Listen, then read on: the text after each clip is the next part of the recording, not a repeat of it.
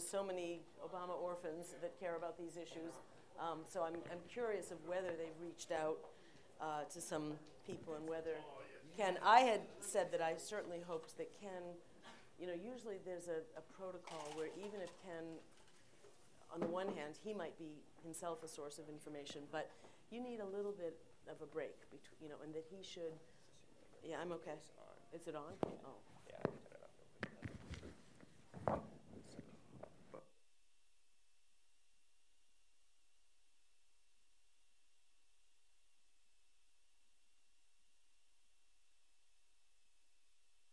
Gotcha, okay.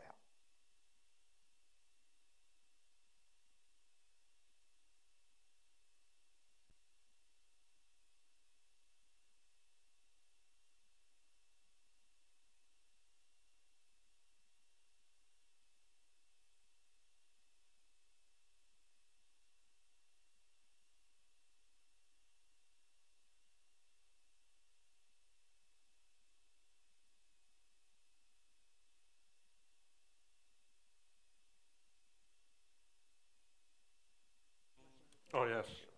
There you go.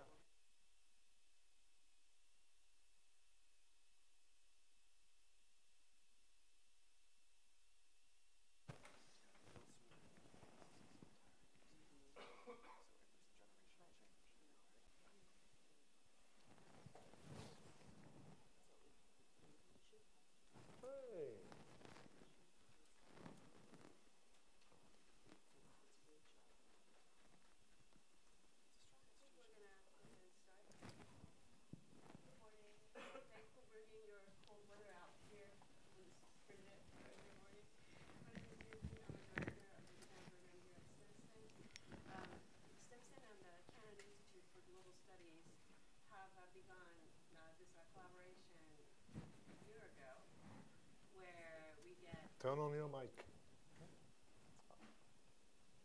Where we try to get interesting speakers and have a collaboration between U.S. and American institutions that talk everything else but bilateral U.S.-Japan relationship. Right. And this is our total of the fourth or fifth, but actually the third for this year.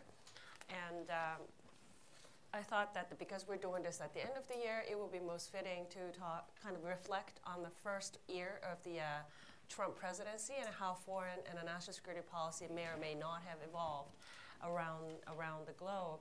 We have a great lineup of speakers, as you can see. Starting immediate to my left is Mr. Dan Twining. He's president of the International Republican Institute, the job that he recently took on. And before then, he was a counselor and director for the Asia program at the German Marshall Fund, where they did a lot of interesting collaboration with a European and Japanese institution. Next to Dan is Ellen Laipson, my former boss and now distinguished fellow and a president emeritus of Stimson. And the farthest from me, not because I wanted to sit farthest from him, but just the way it is Mr. Kuni Miyake. I would call him my boss in Tokyo.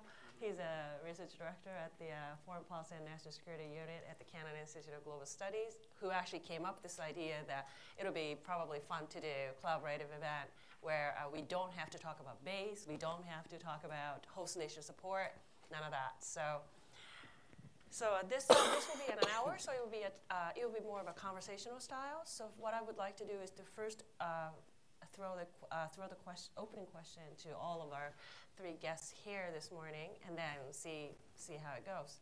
So to all of you, now we have seen the foreign policy and the national security policy evolved under the Trump administration since it was inaugurated in January. And what's your thought on this when you reflect back this past year? I would first start from Kuni, who traveled farthest amongst us all to get here. So, Kuni. Thank you. This is the fifth, probably, of its kind. I never wanted to have a meeting like this, of the Japan-US people for the Japan-US people by the Japan-US people. I never wanted that kind of meetings anymore for years. So today, I don't talk about Japan-US relations at all. I try not to. Rather, I'd rather want to talk about U.S. policy vis-a-vis Europe, and U.S. policy vis-a-vis the Middle East, and in addition to U.S. policy vis-a-vis Asia. Let's start with the European theater. Russiagate scandal, I don't know how far it could go, but the European theater is not stable. I mean, the U.S. policy vis-a-vis Europe is not successful to the best of my knowledge. Europeans don't like your president, and well, to me, it's not as stable as it used to be. And in the Middle East, it's much worse. And I was totally appalled by the decision to recognize that city as a capital. Ellen, we were together. You know, I was here back in 1991, 1992, 3, when the Oslo process started. Your colleague Martin Indyk called me, and hey, we're going to have a ceremony to sign a new document, Oslo. Then they were inviting the Japanese Prime Minister. So Japan was, not the Japan-US context, but Japan was one of the founding members of the peace process multilaterals. And we have participated. We participated in many, many meetings in Washington and elsewhere. So we are part of the peace process, but the peace process is dead, almost. I was speechless when I heard the news. So I don't want to go into details because you have some more comments to do, and I would like to talk about the U.S. Asia policy in general, relatively speaking, as compared to other theaters, Europe and the Middle East. Asia is relatively better off. I'm not saying that it is perfect. I'm not saying it's successful completely, but as compared to other areas, we witnessed relatively stable policy making, and to my surprise, Japan might have contributed at least to that process. It's amazing. I have followed the bilateral relations for decades, but I never seen things like this in the past. But having said that, we are a bit concerned about the, what should I say, policy debate, to put it mildly, inside the U.S. Trump administration, the White House. There are three elements I see. One is the America First element. Number two is the basically traditional foreign policy establishment thinking. And in terms of Asia, there are two schools of thought. One is, well, maybe we should reassure China. No, we should reassure the allies. It seems to me that the latter is seemingly dominant now, but therefore, Mr. Trump's visit to Asia was a relative success, I guess, but it doesn't mean that things are going to continue. We really don't know how the game plays out in the White House. And finally, I'd like to touch upon a little bit about my country, not a Japan-US context, but as you know, maybe in the last meeting like this, I referred to the Star Wars movies. And today we will see, I will miss it, but the Last Jedi, right? Is that right? We're going after this, right? Yes. We're all going. We're all going. Okay, we should go. I mean, 6 months ago, I was talking about it's not the force, but the dark side awakens.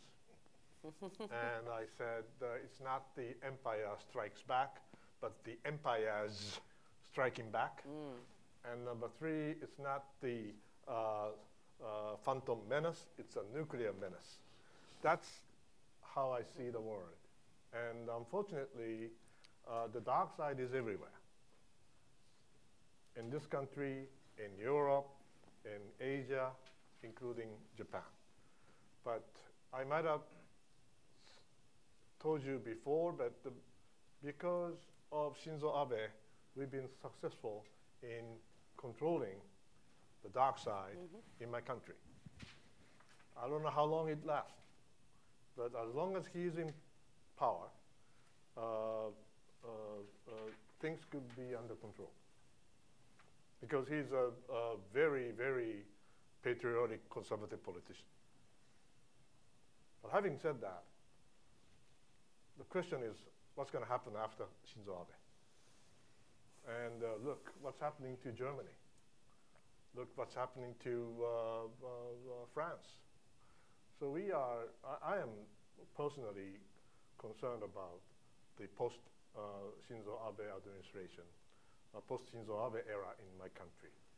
Who's going to control the dark side in my country, in addition to controlling the dark side in the United States and Europe, and the Middle East as well. So that concludes my first presentation.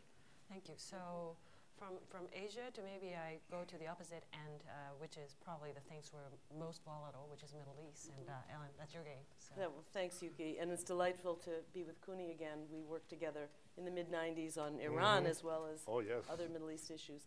So, but I thought I would take your big question, which is kind of how do we assess the trends in the Trump administration and their impact on the large Eurasian landmass everywhere from the Middle East to East Asia.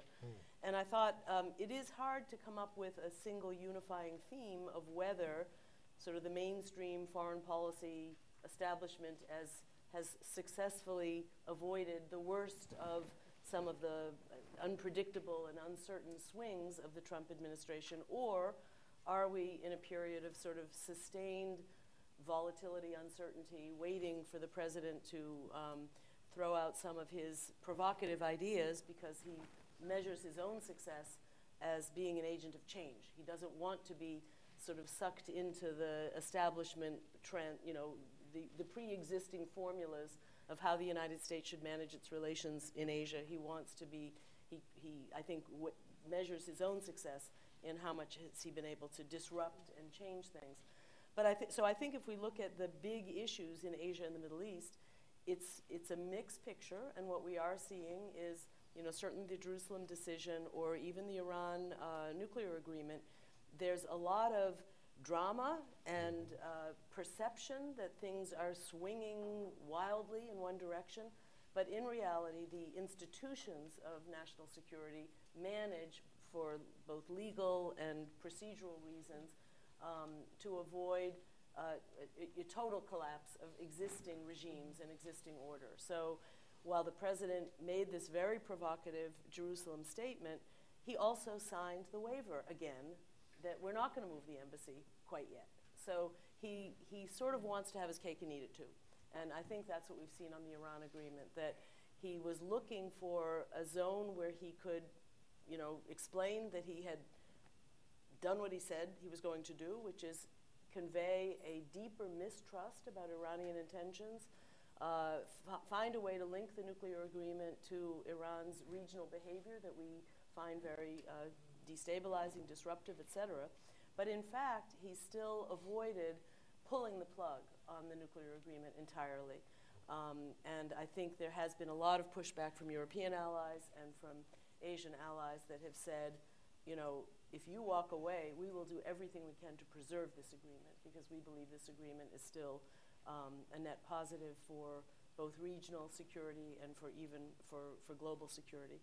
But I think we should take the North Korea crisis as another way to measure how much are we in new territory and how much are we kind of managing an acute long-term foreign policy challenge, and whether President Trump's attempt to set a very different style and a different way of signaling and messaging to the North Korean regime, whether that's in fact the prevailing dynamic, or we saw Secretary of State Tillerson at the Atlantic Council 2 days ago take a very moderate approach, saying we're open to talking without preconditions.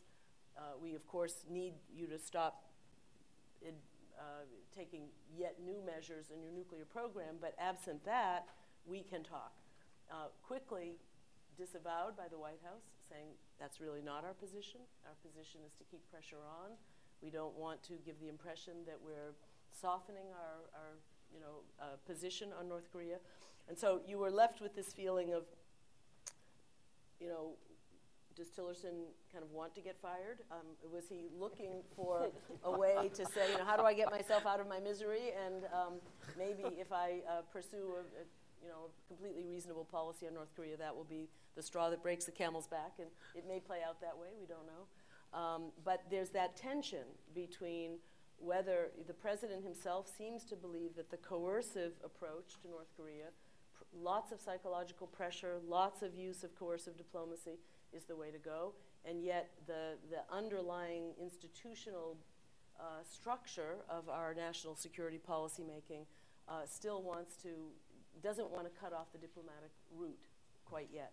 So I think that captures, in a way, this predicament of, who's right? I mean, which of these different approaches is the prevailing one? And I think we're going to continue to live with this pattern of a very independent, self-driven, and not always deeply, knowledgeable president who believes that by sheer force of personality, he can change dynamics in international crisis zones. But yet there's still this kind of institutional substructure that says, actually, we have pre-existing obligations to our allies, we have pre-existing enduring interests that have to be managed, and we don't have the luxury and I think the president is learning that there are, in fact, limits and constraints to presidential power. China is another one that I think is very important. The administration is congratulating itself that it has reconfigured the bilateral relationship from what had been several dozen bilateral committees and processes down to 4 high-level strategic dialogues. And I think many people on the Democratic side would also agree that the relationship had gotten almost too cluttered and that there was some useful house cleaning in streamlining the high-level dialogues with China. But this is also a moment where Xi is ascendant. Xi's control within his own country and the perception of Chinese power and influence on the global stage is an upward sloped graph, and the U.S. by comparison is bumping along with probably the secular decline of American power and influence, both in relative and absolute terms. And this is not all about the Trump administration. This is about big geopolitical shifts that were underway even before President Trump got elected. So, and then if we turn to Russia, similar to China, a kind of more textured understanding that while the president may have believed that at the leadership level, all that really matters is that the two leaders get along, but in fact, there's many other competing dynamics in these relationships. And in Russia, we now have most of the establishment, including some Trump political appointees, generally acknowledging that Russia is more an enemy than a friend right now, that if you look at all the issues, but yet we still have to find a few discrete areas in which we can pursue cooperation with Russia.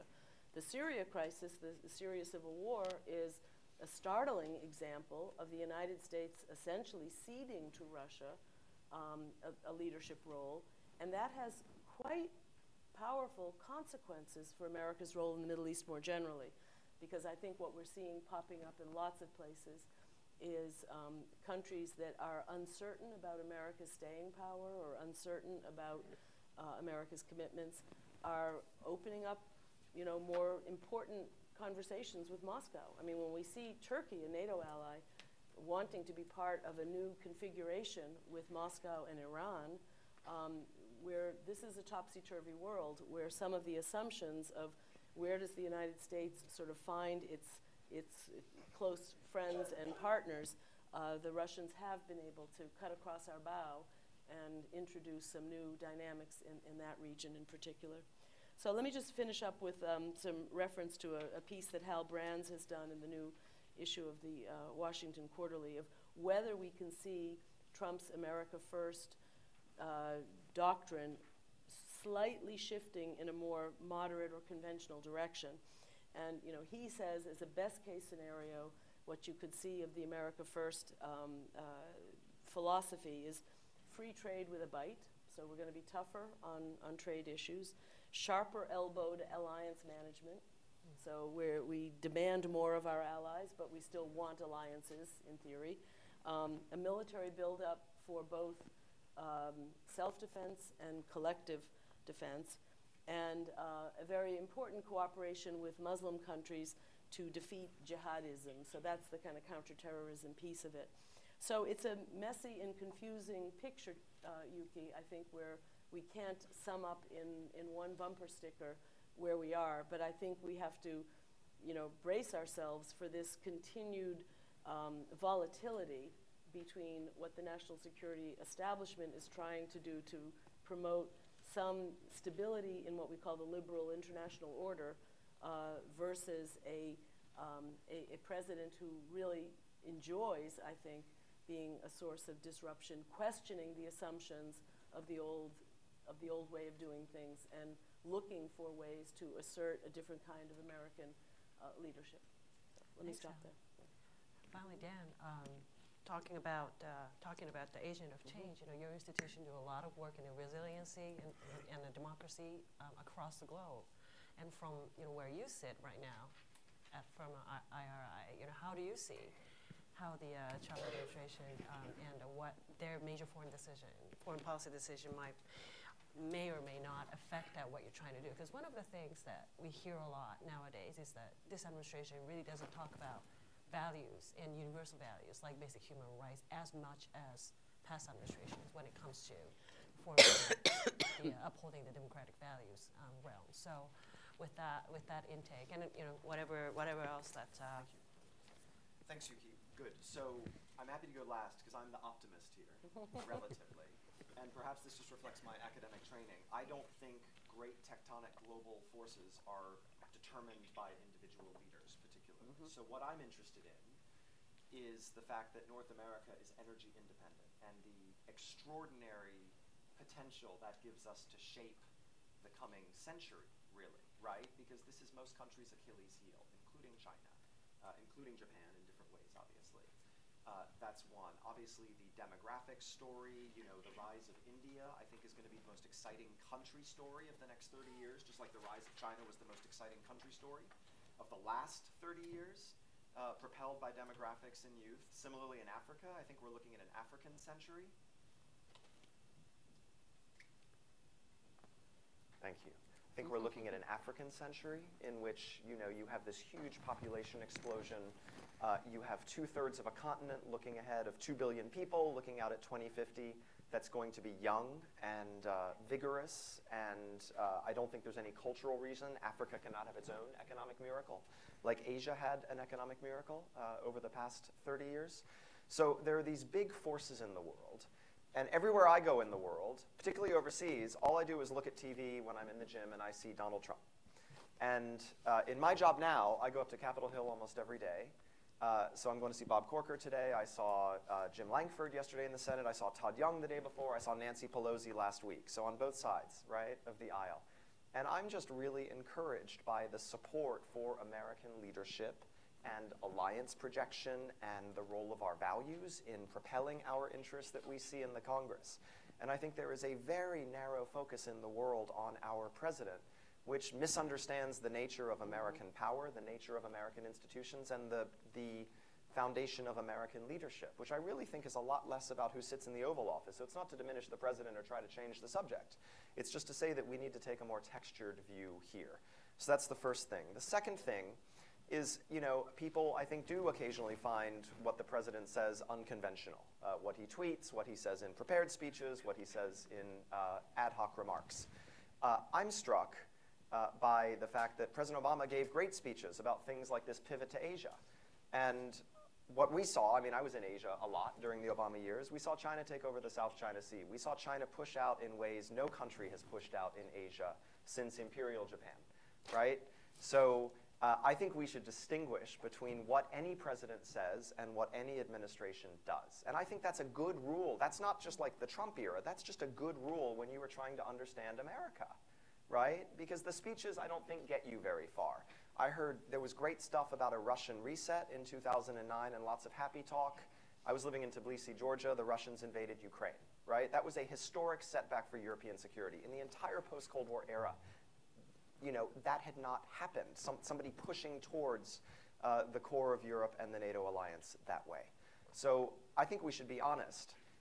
You know, I also heard President Obama talk a lot about Iran and a new relationship with Iran. And what we ended up with is an Iran that is hegemonic in 10 countries in the Middle East, that is obviously a highly revisionist, aggressive, assertive power that is responsible for the deaths of thousands of American and European and other forces in Afghanistan and Iraq. I mean, directly. Jim Mattis, before he was Secretary of Defense, said at a Canon Institute event that Bashar al-Assad would have fallen from power in 2012 if it had not been for the battlefield reinforcements he got from Iran. So I'm glad the Obama administration had this focus on the nuclear agreement. That's perhaps appropriate with respect to Iran's nuclear capabilities.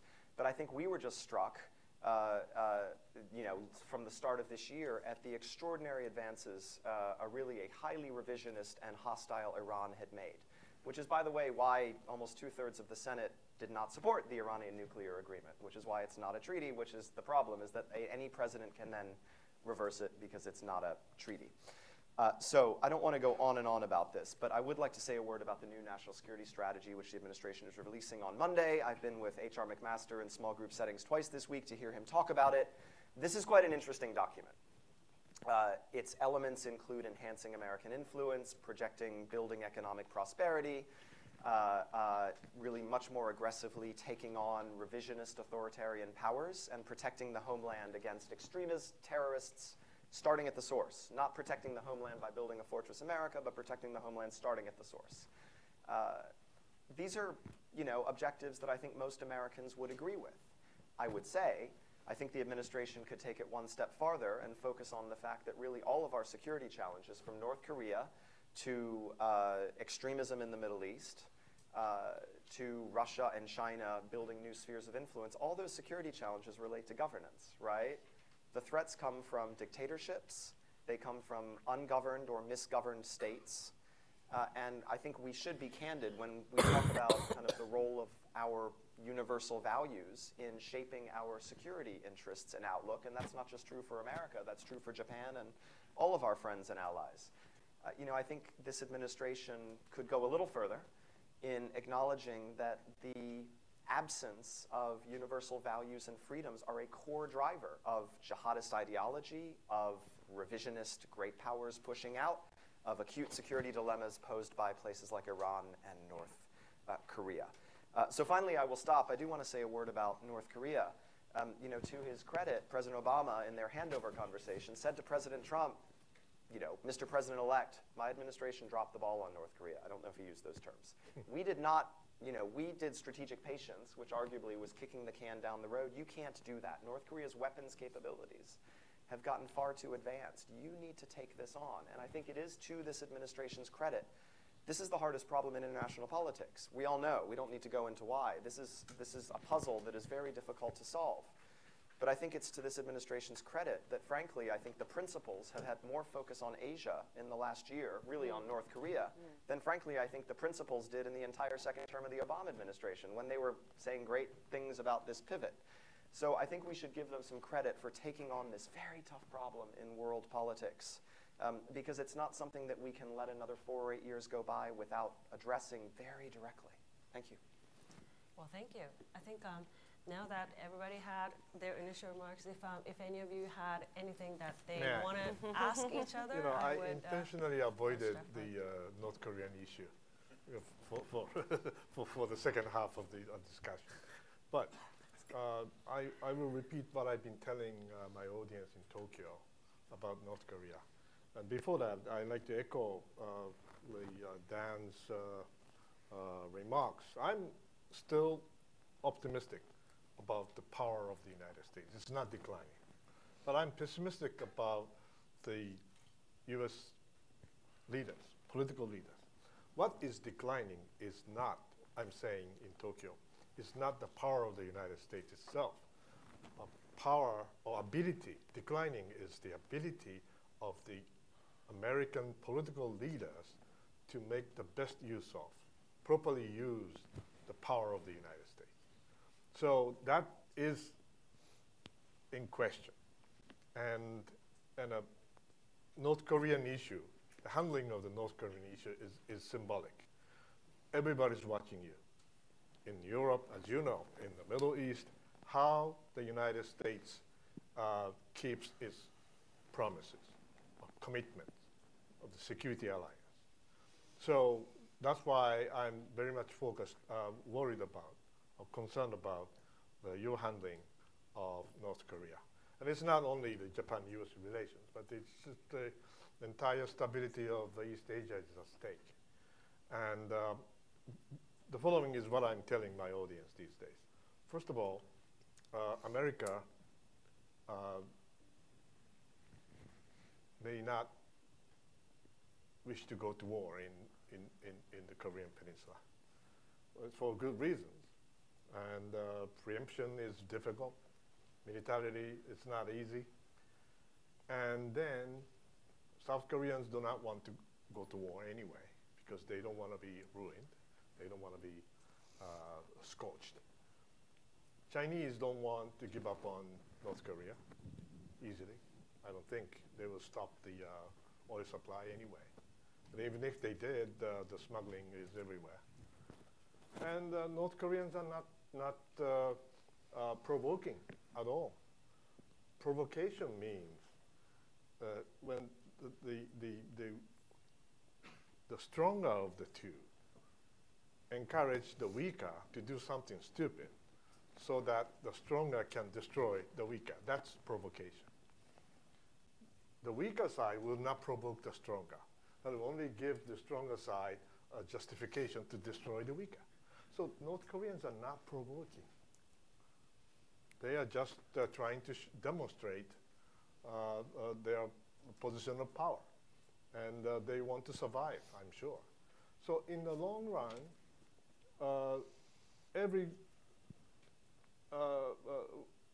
all those four powers, as long as they behave rationally, there will be no war.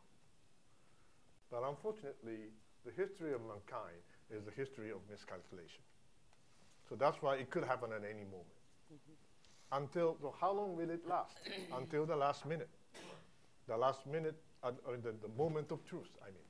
Moment of truth means that when North Koreans have possessed nuclear warheaded ICBMs. That will change the entire game. Then that will be not, it's not East Asian security issue anymore. It is an American homeland security issue. And it's an issue of the American right to self-defense. So it could happen at any moment. So I'm a bit concerned. You know, if it had been 1994, it could have been much easier. But you cannot do that in 2017. So what's your take on this? Well, I wanted to pick up on the point you made, Kuni, on the distinction between American power, which you see as an enduring truth, and the disappointing performance, if you will, that American leaders may not be utilizing that power. I guess I want to believe that it's true, that the attributes of American power and strength in the international system is an enduring truth. But I think if you don't exercise it competently, it does erode. I think that That's part right. of perception of power is not just the physical manifestations of power. We will retain our dominance as a military power that is unequal to, with no peer competitor. But economically, we have peer competitors. We have, the system is a little more dynamic than it's been in the past. And I do think that power there's some aspect of power that's intangible and that it does atrophy if you don't use it well.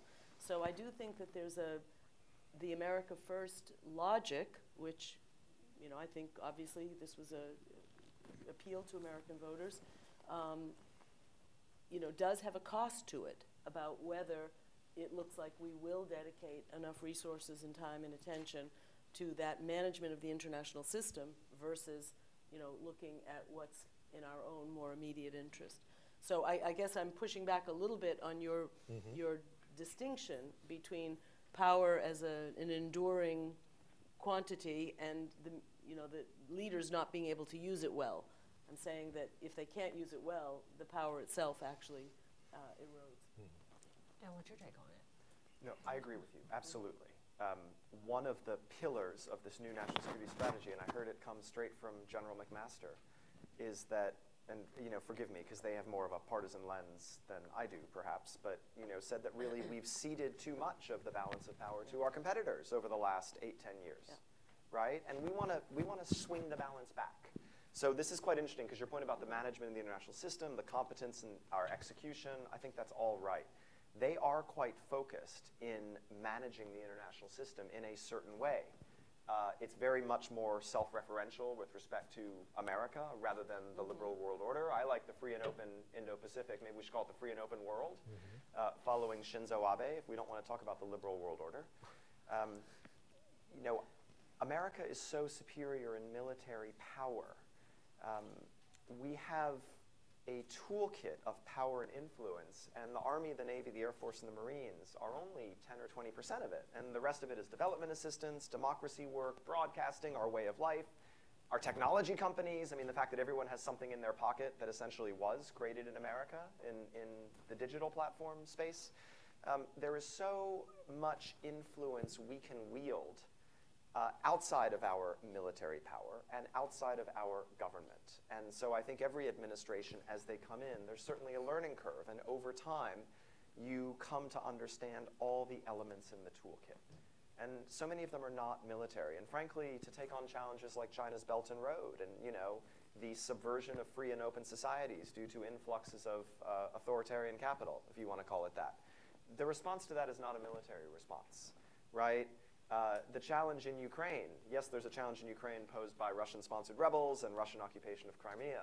But the challenge in Ukraine is really about creating a system of governance that can project that country towards Europe, towards the West, which is where its people want to go and get away from corruption and oligarchies and all of these things. So, I think when we take a nuanced view of American power and influence, we need to think about the whole toolkit. And that's something I think every administration learns on the job. And everybody gets some things right and some things wrong. Great.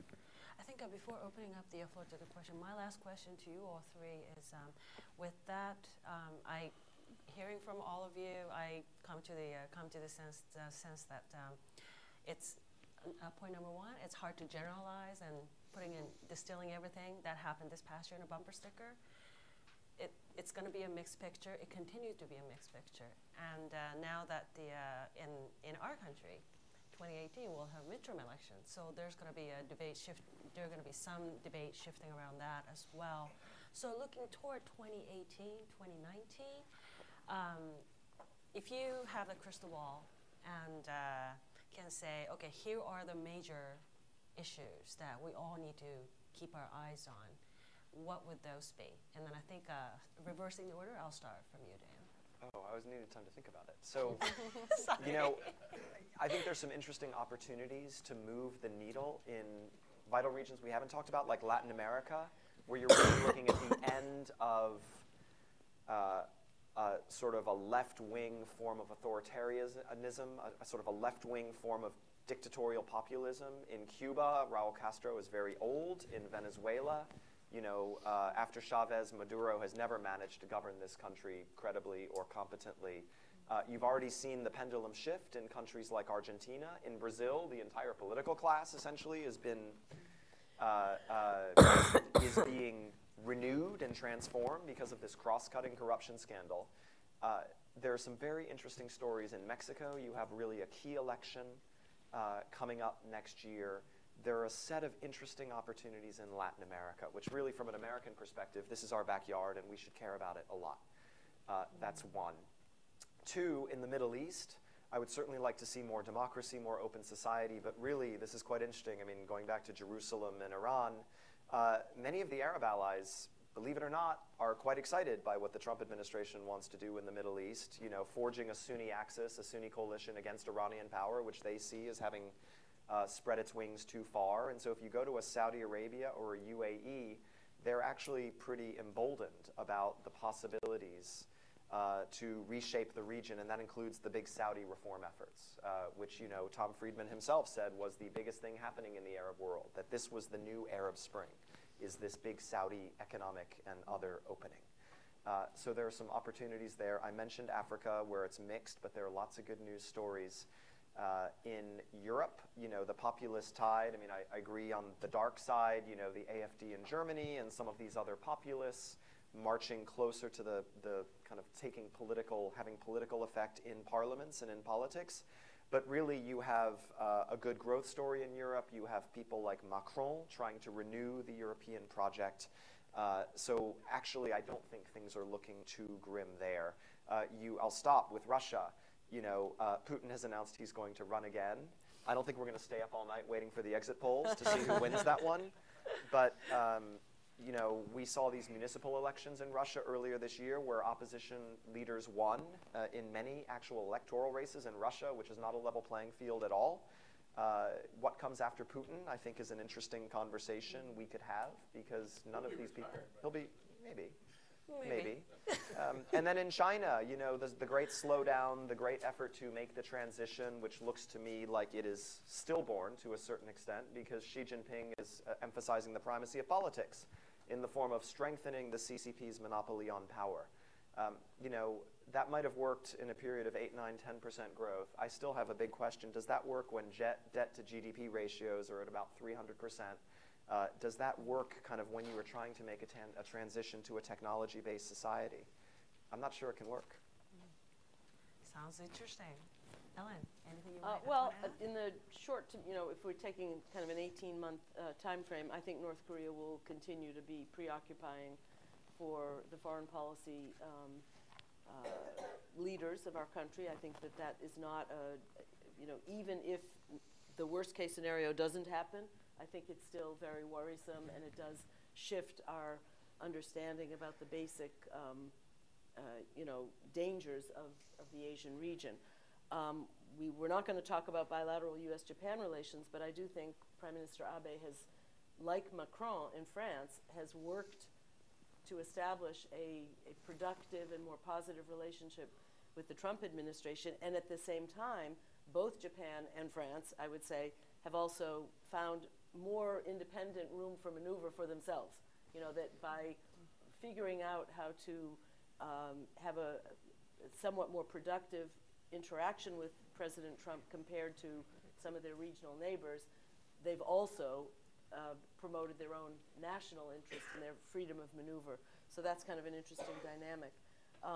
I think that Russia will remain a source of enormous friction, and I think if we do see Russia rising as displacing the United States in any way in some of the Middle East trouble spots, that's very worrisome, I think, for American influence and ability to try to manage the chronic crises of the Middle East. I am unfortunately less optimistic that values promotion, democracy promotion can be a vital part of the American agenda in the Middle East, both because I'm not sure the Trump administration really believes in it. I mean, they say American values are for Americans, and everybody else has to kind of figure out what their value system is. But also because I think the Arab world is still in enough, disarray or some deep malaise that I don't see any breakthrough or progress there. The Syrian war, for sure, is going into a different phase, and we are in this very awkward situation of saying, kind of, Assad won. Does that mean the U.S. lost? I mean, how do we sort of find a role for ourselves that is that can still promote eventually a political solution? But I think the repercussions of Russia and Iran declaring that, the fighting has stopped, Assad has prevailed, and all these opposition forces, just go back and behave yourselves, that has real consequences for the perception of American influence in the region, unfortunately. And I think we have, Egypt, Libya, there's a lot of other places in the region. I am not as confident that the Great Sunni Alliance, which actually is an idea that almost goes back to the Clinton administration of, the like-minded, moderate, pro-reform, getting Israel and the moderate Sunni states. These are not brand new ideas. These are ideas that we have revisited over the years a number of times. My worry is that it's quite superficial, and it draws us into a logic vis-a-vis Iran that doesn't give us enough diplomatic options vis-a-vis Iran. If we over-identify with the Sunni Arabs' preferences on Iran, it puts a lot of pressure on the United States to take an even more assertive, aggressive approach to Iran, with no guarantee that that will produce the results we want.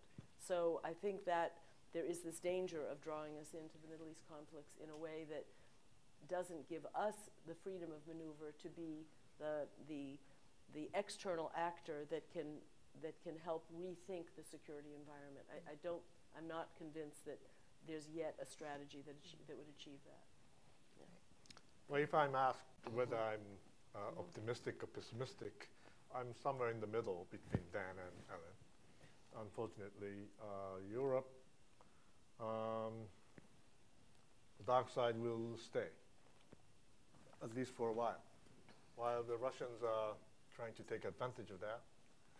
And without Putin, Russia is another developing nation with much resources, natural resources, and capable of producing weapons alone.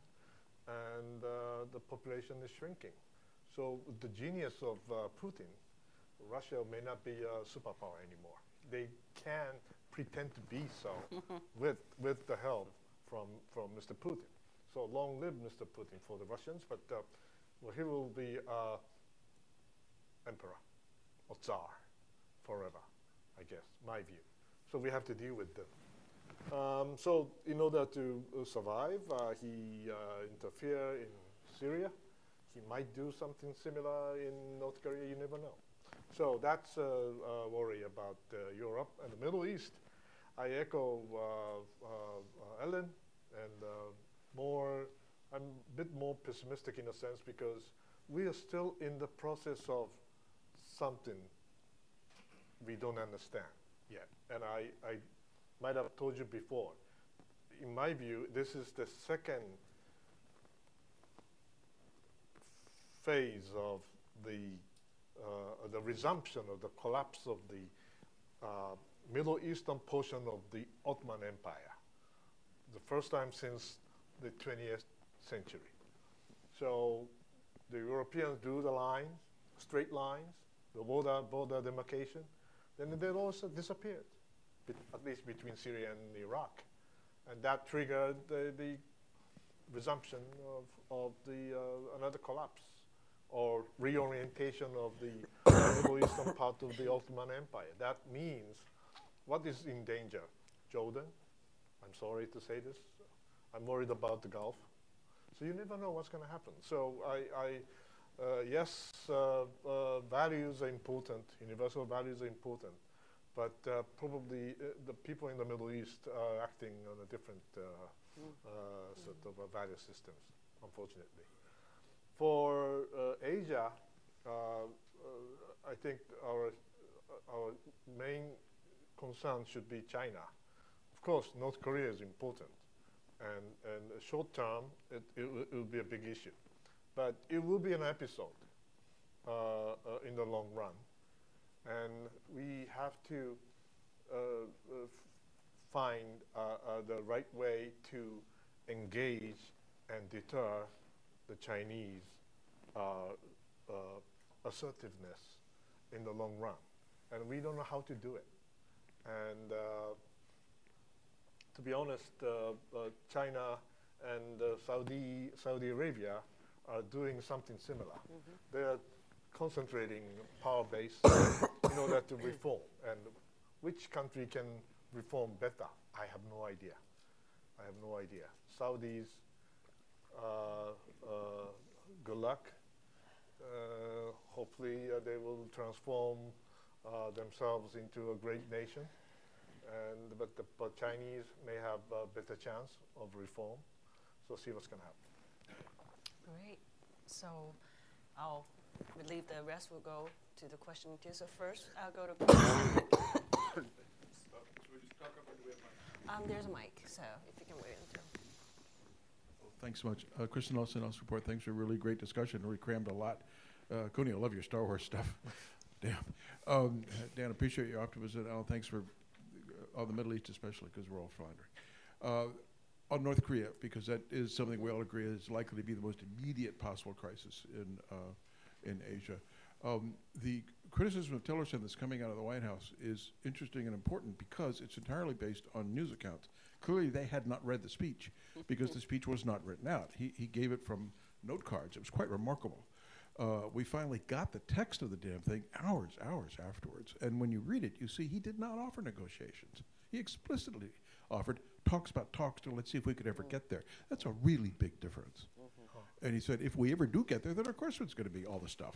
You know, so it tells you a couple of things. One, management of the job requires that messaging doesn't get lost or is misunderstood. So you end up having a fight that's really unnecessary. The fight ought to be, but what the hell are we going to do?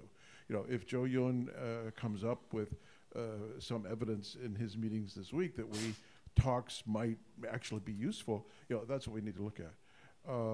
But let's assume we ever do get to negotiations, then, you know, what we're going to be talking about this spring maybe, if we haven't had a war by accident, is what do we do about North Korea as a nuclear power? You know, you get in then the whole freeze debate and all that kind of stuff. So I just wanted to toss that out there. But I think everybody needs to take a deep breath and look at what Tillerson actually said, because what he actually said could lead to negotiations, and that's when you start confronting all these issues. We're not there yet, and we're having a fight that's completely unnecessary. Yeah, could I just say, it's true that I think that what he was doing was repeating the formula that was used during the Asia trip, including that 60-day pause, that if the North Koreans didn't do anything disruptive in 60 days, then we could envision. So you're right, that he was essentially remembering the formula that they were using during that trip and not adding anything specifically new. So I just wanted to address something Kuni said. If you think that North Korea's strategy, Kim Jong-un's strategy, is regime survival, that creates a totally different diplomatic set of options. I don't think it is regime survival, and this administration, I know, does not think it's simply regime survival. Kim Jong-un wants to reunify the Korean Peninsula. He wants to create a security umbrella under which we cannot intervene and under which he thinks he can reunify the Korean Peninsula on his terms. He has a historical sense of himself, like his grandfather, as somebody who's an agent of change. And so this goes from defensive realism to offensive realism and more. If you think he wants to reunify the Korean Peninsula, obviously all elements need to be on the table, including diplomacy, including military power, but I'm afraid one becomes much less optimistic about the chances for a peaceful resolution, because this is how I think we assess he sees his historical role. And that should be most alarming to all of our friends and to us, because the status quo will not hold, given North Korea's dramatic enhancements in weaponization. Kevin, you had a. If you can wait until microphone so that the recording can. Follow up on that. In terms of the U.S.-Japan alliance, it's functioning well. The leadership supported this. That's a deep relationship. I'm not worried about the alliance. When we survive Takayama, we'll survive Trump. That's the way I look at it. In terms of, I like your optimism. It's very dangerous in terms of if the U.S. is seen as weak in terms of its leadership. What concerns me is, at the moment, in terms of North Korea, Trump is running the risk of making a mistake that Obama made in Syria in terms of redlining its own chemical weapons. You know, bluster is never really good in diplomacy unless you're willing to act on your bluster. If you don't make threats that you're not willing to carry out, you destroy credibility. So my question, particularly for Kuni, is if the U.S. goes down the road of talks with preconditions, which ultimately tolerating North Korea having a nuclear weapon. I don't see any other way negotiations will end up. From my perspective, would be a mistake. But if that's the road the U.S. takes, what's the view in Japan? Do you still see the United States as a reliable partner? And how do you think Beijing, North Korea, and the Russians and the South Koreans see the U.S. in terms of being a reliable partner for the region? Tough question.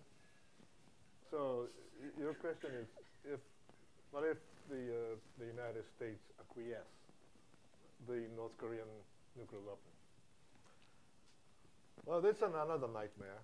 Going to war is one nightmare, and acquiesce is a second nightmare for us and for the South Koreans as well. But and I don't want to talk about it. I don't want to think about it. But if you insist that I have to say something about it, I would tell myself, okay, this is nothing new. It happened to Europe in the 80s. You remember the SS-20 Pershing II sort of a debate on decoupling. Okay, decoupling issue has been there and will be there. Will be here. And finally, it came to East Asia. Okay, so Europeans live with that. And if that's the only choice we have to survive. We have to live with that. But with how we do that, probably South Koreans might start talking about the reintroduction of tactical nuclear weapons, for example, on their soil. And the next question is, what about Japan? And my answer is probably no, although some Japanese politicians started talking about that possibility, or possibility of revising one of the three non-nuclear principles of introduction of nuclear weapons. I am personally skeptical. Going nuclear, or even introducing American tactical nuclear weapons in Japan is, first of all, number one, is not going to change the nuclear deterrence posture or effectiveness. Secondly, if we go nuclear, then from the purely military point of view, or economic point of view, or political point of view, it's not worthwhile. It's not what? Not worthwhile to do, in my view. People may disagree, but for the lack of strategic depth of my country, despite the probably technical possibility or capability is there, technological capability might be there, but I would say if there's any merit of discussing the nuclear option for Japan, that is, the discussion itself is a deterrence, okay? But nothing more than that.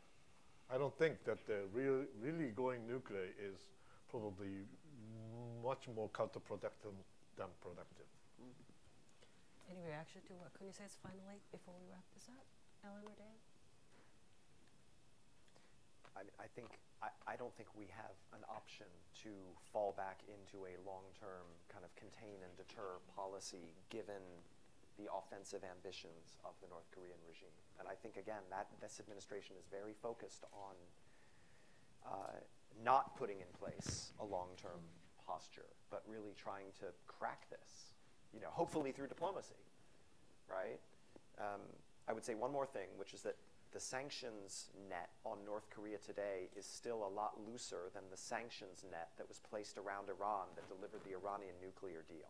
The sanctions net is much more porous, and there is a lot our friends could do all over the world, including in Europe, not just in Asia. There is a lot more they could do. And this administration, of course, has made this a big push. But I think eventually Iran cared enough. Iran is a bigger country. The people are more mobile. That the incentive structure, it did actually work. Sanctions, I don't think it was the only reason, but I think that Iran cared about the price it was paying. North Korea, where the economic connections to the outside world are really just for the regime and not for the people, so we have to not assume that the pattern is going to be exactly the same as it was with Iran. But on the question of whether the Republic of Korea or Japan or even Taiwan would consider developing their own nuclear programs, my understanding is that President Trump made some casual reference to this before being inaugurated, and that he has not repeated that gesture as if that casual remark that, oh, maybe they should, maybe that's the way they, and I think there's a reimposition of a little more discipline.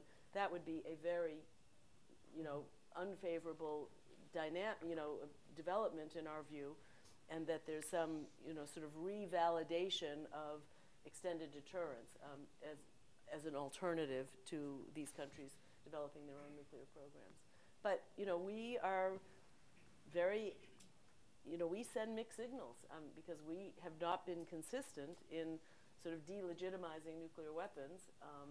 On this stage just a week ago, there was a discussion about this nuclear ban treaty, the new treaty to ban nuclear weapons. And, the U.S. wants a little bit to say that the original nuclear powers have some distinct responsibilities and that we really still do believe in trying to stop any further expansion of which are the nuclear weapon states. So I agree with Kuni that I hope that in the bilateral dialogue there would be a very strong preference to not go down that route. Yeah. Well, thank you all. I think this was a fascinating discussion, and I'm just very happy that no one talked about helicopter crash incident in Okinawa 2 days ago. So if you can join me in thanking the 3 wonderful speakers for this morning, and thank you for coming. Thank you, Anna.